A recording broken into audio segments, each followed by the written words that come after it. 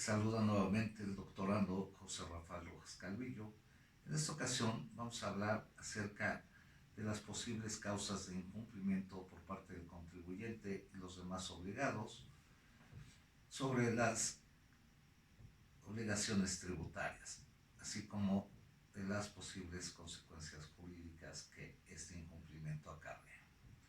Pues bien, las obligaciones fiscales son de dar, es decir, el pago de la contribución, de hacer. Esto es presentar una declaración ante las autoridades fiscales o inscribirse en el Registro Federal de Causantes, etc. También existe la obligación de no hacer. Esto es decir, la de no oponerse a que la autoridad fiscal ejercite sus facultades de comprobación. Aquí surge una cuarta obligación que a algunos abogados se nos hará pues extraño, que es la obligación de tolerar. Esto es, tolerar el quehacer de la autoridad fiscal mientras realiza sus actividades de comprobación. Además, es importante advertir que estas obligaciones deben de efectuarse en tiempo y forma y bajo las normas que indica la autoridad. Cuando los sujetos responsables del cumplimiento no cumplen con estas, el ordenamiento jurídico reacciona estableciendo diversos efectos. Los más comunes son la aplicación de sanciones, ya sea administrativas o penales. Pero no siempre se pretende sancionar. También existen otro tipo de sanciones o de medidas que se llaman exoneradoras, cautelares, incentivadoras o indemnizatorias. La mayoría de ellas es con el ánimo de lograr el cumplimiento de la obligación. De lo dicho, puede extraerse dos ideas básicas. La primera es que para el incumplimiento de las obligaciones tributarias no necesariamente conduce a la imposición de sanciones. Y la segunda es que el incumplimiento de las obligaciones tributarias siempre tiene una consecuencia jurídica. Pues bien, entre las posibles causas de incumplimiento que tenemos, existen dos vertientes. Unas son las infracciones y otras son los delitos fiscales. Estas figuras se encuentran contenidas en el título cuarto del Código Fiscal de la Federación, cuyo capítulo primero trata acerca de las infracciones y el capítulo segundo acerca de los delitos. Ahora mencionaremos algunas de las infracciones en que puede incurrir el contribuyente o los obligados. La primera de ellas sería el incumplimiento de las obligaciones que impone el Registro Federal de Causantes, como puede ser el no inscribirse a él. En segundo lugar, tenemos la obligación que existe sobre el pago de las obligaciones. Este consiste en el deber de presentar las mismas y de pagar los impuestos correspondientes. La infracción puede ser no pagarlas a tiempo, presentarlas de forma distinta, a destiempo, etc. También existen obligaciones que son contra la facultad de ejercer la facultad comprobatoria de la autoridad fiscal. Esto quiere decir que si algún día tenemos la visita de esta autoridad, no debemos de oponernos y debemos de permitirles el acceso a nuestras instalaciones, así como poner a su disposición todos los denominados papeles de trabajo y toda la información que nos sea requerida. También existen infracciones contra la revelación de esquemas, es decir, que nosotros tenemos que poner en manos de la autoridad los datos que nos soliciten de nuestros clientes proveedores y no ocultárselas ni variarlas.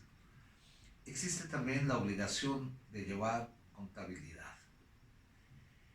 Esto es que debemos de llevarla en la forma que nos sea indicada y no de ninguna manera distinta. Es decir, por ejemplo, no podemos tener dos libros de contabilidad, no podemos usar formatos distintos a los prevenidos por la misma autoridad, y también existen otros tipos. También existen otros tipos de infracciones que son, por ejemplo, las que cometen las instituciones encargadas de los servicios financieros. Dentro de este tipo también existen las infracciones que cometen las empresas de factoraje, también quienes venden o almacenan algunos productos, y hay un tipo de responsabilidad que recae en terceros, como es en el caso de los contadores públicos. Para el caso de los delitos, el Código Fiscal de la Federación previene el delito de contrabando y el delito de evasión fiscal, con independencia del delito de operaciones con recursos de procedencia ilícita, que se previene en el Código Penal Federal. Pues bien, como hemos visto, existen varios tipos de sanciones que van desde la multa a la clausura temporal o definitiva de los establecimientos empresariales que incumplan con sus obligaciones fiscales, hasta penas privativas de libertad. Ahora vamos a nombrar este tipo de sanciones a las que está expuesto el contribuyente. Existen las medidas exoneradoras o liberadoras. Este es el primer grupo de medidas que tiene o que contiene el ordenamiento jurídico, y se trata de figuras a través de las cuales el sistema jurídico exonera o libera del cumplimiento de la obligación a los responsables tributarios. En segundo lugar, tenemos a las medidas incentivadoras, que es un grupo de medidas que el ordenamiento jurídico establece ante el incumplimiento de las obligaciones fiscales, y a través de las cuales el ordenamiento jurídico premia con el perdón a determinados créditos fiscales en forma total o parcial, y les disculpa de este cumplimiento a los responsables tributarios omisos.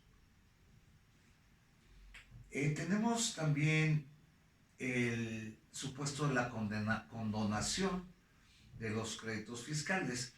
Esto, como lo hemos visto, es una facultad en la que la autoridad fiscal graciosamente condona los impuestos debidos, y se da en casos de que, por ejemplo, sea más oneroso los gastos de recuperación que el tributo debido.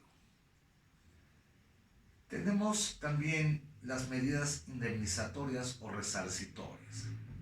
Esto se da, por ejemplo, en el caso de que se paguen los impuestos con un cheque que no tenga fondos. La norma fiscal contempla una indemnización del 20% sobre la cantidad que no se pudo cobrar, tal como lo previene también el Código de Comercio vigente en nuestro país, México. Y por último, tenemos las medidas sancionatorias, que pueden ser las multas, que van desde los 10 pesos por unidad en el caso de algunos delitos de contrabando. En el caso de las cajetillas de cigarro, por ejemplo, vienen multas que van desde los 1,500 pesos hasta los 3 millones, y las penas privativas de libertad para los delitos de contrabando y evasión fiscal, que van desde los 3 meses hasta los 9 años de prisión. Pues hasta aquí este comentario. Como vemos, la autoridad tributaria no siempre ejerce el cobro de los tributos que se le deben. Tiene facultades que le permiten condonar o exonerarnos del cumplimiento de estos, así como hacer ciertas disminuciones. La intención de esto es recuperar ingresos y no tener a la gente en la cárcel. Sin embargo, para el caso de reincidencia y de los delitos que contempla el propio Código Fiscal Federal, sí existe la pena privativa de libertad.